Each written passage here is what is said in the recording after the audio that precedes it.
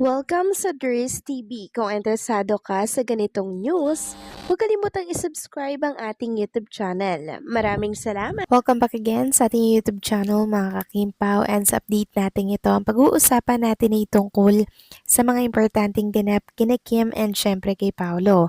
So ang pag-uusapan natin sa update na to ay may kaugnayan nga po mga kakimpaw sa mahaba-habang file na leave na inuugnay kay Chinita Princess. So magpapahinga daw muna mga kakimpaw, ibig sabihin ba nito, hindi muna natin siya makikita sa It's Showtime ng mahaba-habang panahon? Bakit nga kaya? Ano ang rason? Yan ang pag-uusapan natin mamaya, pero bago po ang lahat, maraming salamat po sa inyong patuloy na pag-support at pagsubaybay sa mga daily update natin. Kaya naman bilang pasasalamat, narito po ang isang napili kong komento patungkol ito sa naging previous update. Mula ito kay Ginang Norma Cola, sabi niya, sinabi niyo Kimpo forever at ngayon nagdadalawang isip na kayo kung may negative na maririnig nyo tungkol kay Pao. Dali-dali niyong paniniwalaan ang mga basher. Nasaan ang inyong pagmamahal sa KP? Dito tayo sa kanila maniniwala, wag sa mga bashers. Dahil masisira lang nila ang KP fandom. Wag sanang mangyayari kung tunay natin silang minahal, support na lang tayo yung walang pag-aalinlangan. KP is the best couple, panatag tayo sa kanila. God bless them both Kim and Pao. Mahal namin kayo. Thank you Dres and your family. Tama po kayo dyan, Ginang Norma Cole. Sasabihin Kim Pao forever, pero meron po palang pag-aalinlangan, meron pong duda, 'di ba?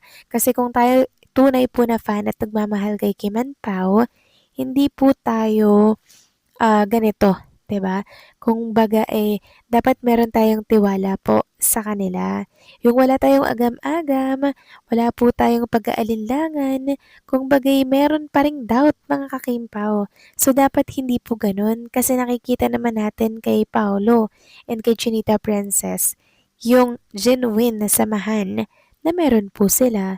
Kaya every time na may mga paninira yung bashers, edadman na lang po natin ito kasi taktika po nila ito para ibagsak ang tambalang Kimpaw at hindi nyo suportahan ang movie nilang dalawa. So wag na wag po kayong papadala sa mga bashers. Alam naman natin na every time na meron pang project si Kim and Pao, lumalabas ang mga paninira sa kanila. Nasa inyo na lamang yon kung maniniwala kayo. Okay? So maraming salamat po sa inyong komento. Ginang Norma Cole. God bless po at mabuhay kayo. So eto na nga pag-usapan na natin mga kakimpa, mga topic na nakalap natin sa update na to at tunahin na nga nating pag-usapan etong naging statement ni Paula Avellino tungkol nga po ito sa pag-aayos at sa forma po mga kakimpaw. So ano ba yung paniniwala or paninindigan ni Paula Avellino ukol dito? Sabi nga dito, hindi lang sa forma, pananamit o panlabas na anyo nasusukat ang pagiging gwapo ng isang lalaki.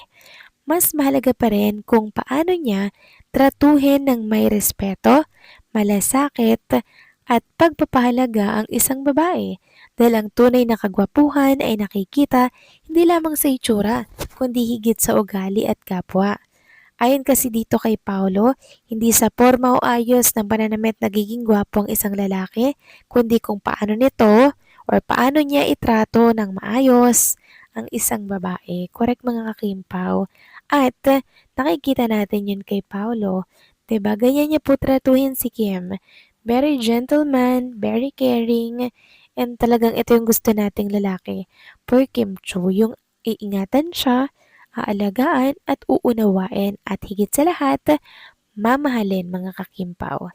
Samantalang pag-usapan naman natin ang tungkol dito sa headline natin na kung saan bida na naman si Kim Chu sa pa-blind item na lumabas ngayon sa mundo po ng social media.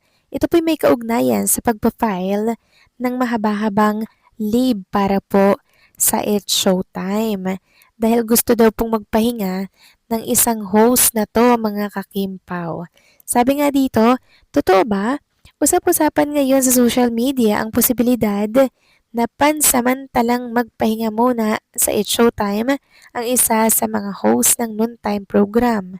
Agad nitong nakatawag ng pansin sa mga solid madlang people, lalo na sa mga nakapansin umano na may mga pagkakataong hindi kompleto ang host sa programa. Ayon sa mga kumakalat na usap-usapan, hindi naman umano ito nangangahulugan na tuluyan na aalis ang naturang host sa It's Showtime.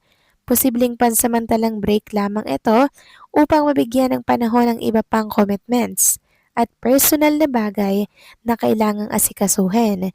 Hindi rin bago sa mga host ng programa ang pansamantalang pagkawala sa show dahil sa pelikula, serye, concerts, endorsements, bakasyon at iba pang trabaho.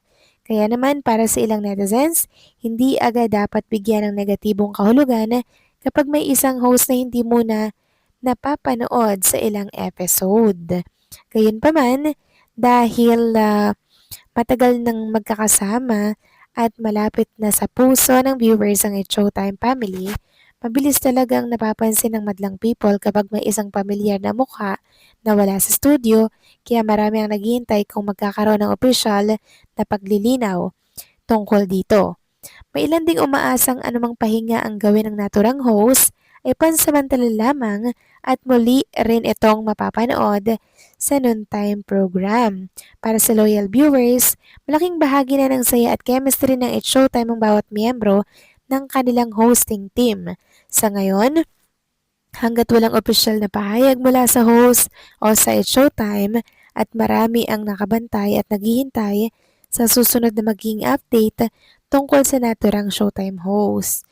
So kung yung papansin yung picture dito sa blind item, parang Kim Chu yan picture ni Kim Chu yan mga kakimpaw Tapos, sa comment section wala silang ibang sinasabi, kundi si Chinita Princess nga daw po, marahil yung tinutukoy dito sa pa-blind item na magpa-file ng mahaba-habang vacation leave dahil upang matapos yung mga commitment niya nga sa labas po ng It's Showtime. Hindi naman lingid sa kalaman natin na marami pong project ni Kim sa labas ng It's Showtime.